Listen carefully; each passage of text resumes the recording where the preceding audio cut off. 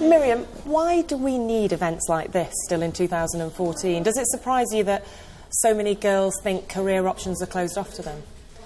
No, it doesn't surprise me. I think that, we have made a lot of progress, but there is still a little bit more progress to make. And I think that it is good for the girls to see as many options as are available for them there. I think that these events are very little effort, really. All that we are asking for is 1 hour of time per woman per year. Everybody can do it. So it's a fantastic occasion. And I think that it's also important to realize that good as it is for the girls, is very good for the women who participate as well. And, you end up questioning lots of things about your own life, which is a good thing. Now, you've got 3 boys. Mm-hmm, so do I. Is the advice you give to the girls here any different than you would give to your own boys?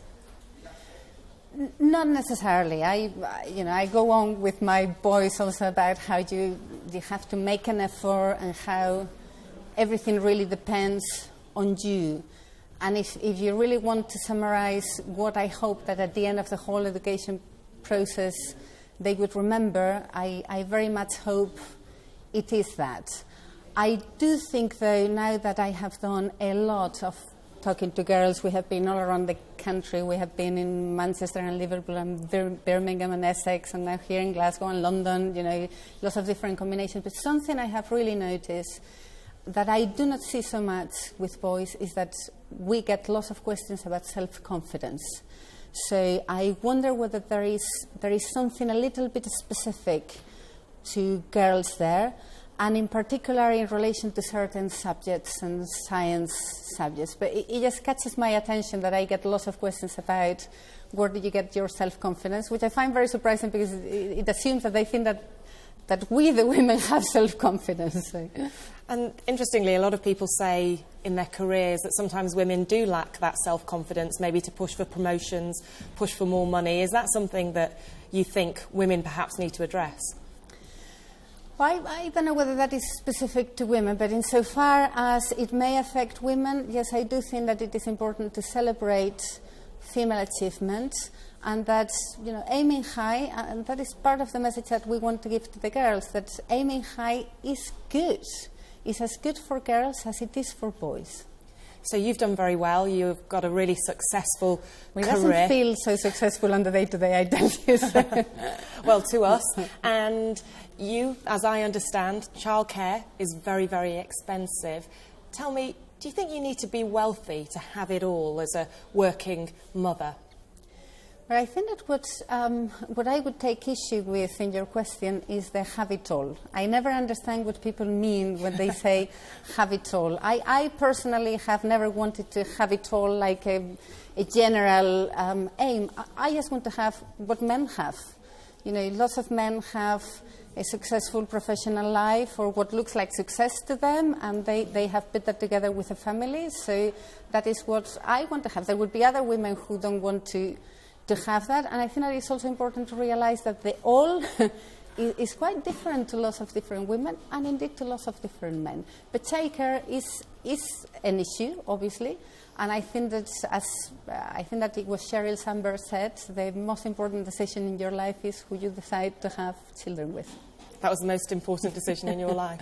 So my question on that really is, we were reading recently about a power couple where they said they'd written down the tasks that you do in the home, 40-odd tasks, and the man realised he only fulfilled 5 of them, although it did look like they had a very balanced life. Do you think that is the case for women, that they still tend to take on the burden at home as well? I think that it is changing a lot, and there are lots of couples who share more and more. I think that there are lots of men now that are fully involved with raising the children. I think that probably if you look across society and probably across different countries, certainly in what is called the Western world, women still get a very big proportion of the chores at home. And I certainly do know lots of women that before they leave the door to go to work, they have done kind of half a day at home, and then when they come back from their daily jobs, they have the other half waiting there. But I think that it is changing a lot. No, it is not for me. And it's not an issue for women like you or I that we can get help. It is for the people who cannot get help. Who don't have the money to get help, perhaps. Who do not have the money or the circumstances to get help. On that point that you said, you talked about how you just want women to be able to be like men. A lot of these girls who you've met today, not yet, but one day, they will be in relationships with men who might have their own ambitions. And that can sometimes be difficult. I mean, how do you compromise that? Do you ever feel that you've had to put your own life on pause to support who's a very obviously successful husband? Not on pause, but I think that having a family and life indeed is all about compromises. So I never go around just taking notes about, this year is this and next year is whatever. And I think that indeed most people don't. But there is always a certain equilibrium, and in my case, we found it naturally. But I do understand that there are people who plan this. I'm just not very good with plans. Yeah, although sometimes when the Prime Minister's away, your husband, of course, has to run the country. So presumably you pick up the slack then. We tend to share it very naturally. And we make the point of one of us being at home most evenings. And I think that on the whole, we manage. But different families organize their lives very differently. And there is no given formula because so there's no secret. There are different values and different preferences to everybody. I think that in a family, you have a good feeling of when things are working for the children, and certainly the children are always the priority. And can I just ask you here, this Inspiring Women event and all of them are about girls in state schools. Do you feel that there's an additional boost needed for children in state schools to inspire them in this way? Is it because they don't come across as many role models, or...?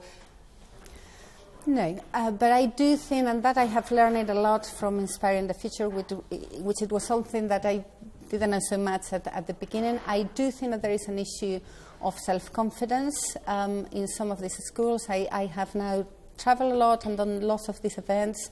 I have met fantastic girls, truly fantastic. I think, you have a bright future if you push it a tiny bit. And in many cases, I have got the message from the teachers, they don't really feel confident enough about being in this particular social environment or about doing this and that. I said, well, if we can help, why couldn't we help? It's not too much of an effort, is it? Yeah. And on that note, I very much hope that you register and that you got your friends as well. Absolutely, absolutely. Very quick Inspiring question. the Future website. Yes, thank you. In 2010, I loved the fact that you said you'd help out in the election, but not all the time, because you're a busy woman, you're a career woman. We know that Justine and Samantha have also done Inspiring Women, which is a great thing. Just last thing, does it ever frustrate you when parts of the media focus on you as the wife of someone else? No, if that makes them, like you, come into this event, and if I can look back in March next year and to say that we have left here 15,000 volunteers with a campaign that can have a life on its own, I actually welcome it.